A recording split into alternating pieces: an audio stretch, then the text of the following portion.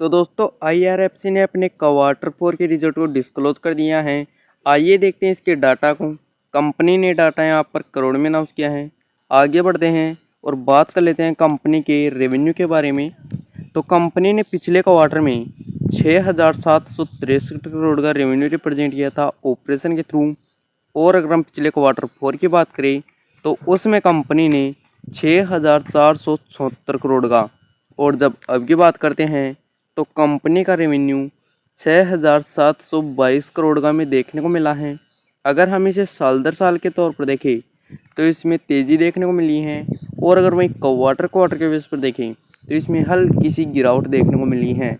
यह कह सकते हैं कि इस क्वार्टर में कंपनी का रेवेन्यू साल दर साल तो बढ़ता हुआ नजर आया है, लेकिन क्वार्टर बेसिस पर गिरता हुआ भी नजर आया है। अब बढ़ते हैं आगे और बात कर लेते हैं कंपनी के खर्चे के बारे में।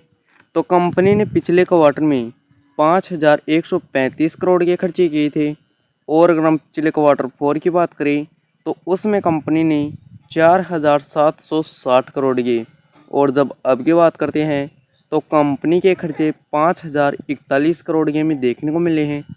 अगर हम इन्हें साल दर साल के तौर पर देखें तो इनमें हल्की सी तेज़ी देखने को मिली है। और अगर वहीं क्वार्टर के बेसिस पर देखें तो इनमें गिरावट भी देखने को मिली है। जैसे कंपनी का रेवेन्यू गिरता हुआ नजर आया है, वैसे ही कंपनी के खर्चे भी गिरते हुए नजर आए हैं। और ये कंपनी के कंट्रोल में ही ऑलमोस्ट नज़र आ रहे हैं। अब बात कर लेते हैं कंपनी के प्रॉफिट के बारे में। तो कंपनी ने पिछले क्वार्टर में 1,630 करोड़ का प्रॉफिट किया था।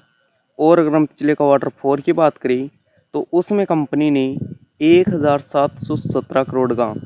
और जब अब की बात करते हैं तो कंपनी का प्रॉफिट 1,681 करोड़ का में देखने को मिला है। अगर हम इन्हें इससे साल दर साल के तौर पर देखें तो इसमें गिरावट देखने को मिली है। और अगर हम क्वार्टर के बेसिस पर देखें तो इसमें हल्की सी तेज़ी देखने को मिली है। अब देख लेते हैं कंपनी के EPS को। तो कंपनी का पिछले क्वार्टर में 1 रुपये 25 पैसे का EPS था। और अगर हम पिछले क्वार्टर 4 की बात करें तो उसमें कंपनी का EPS 1 रुपये 32 पैसे। और जब अब की बात करते हैं तो कंपनी का EPS 1 रुपये 29 पैसे हमें देखने को मिला है। वैसे कंपनी के नंबरों की बात करें तो यहाँ पर कुछ ज़्यादा खास देखने को नहीं मिले। अगर कंपनी का रेवेन्यू देखें तो साल दर साल तो बढ़ता हुआ नजर आया है, लेकिन क्वार्टर बेसिस पर गिरता हुआ नजर आया है। और अगर कंपनी के खर्चे देखें तो कंपनी के खर्चे ऑलमोस्ट कंपनी के कंट्रोल में नज़र आ रहे हैं। और अगर कंपनी का प्रॉफिट देखें तो कंपनी का प्रॉफिट भी कुछ ज़्यादा खास देखने को नहीं मिला। वैसे अगर आपको वीडियो पसंद आई हो तो लाइक करें, साथ ही में चैनल को सब्सक्राइब करें।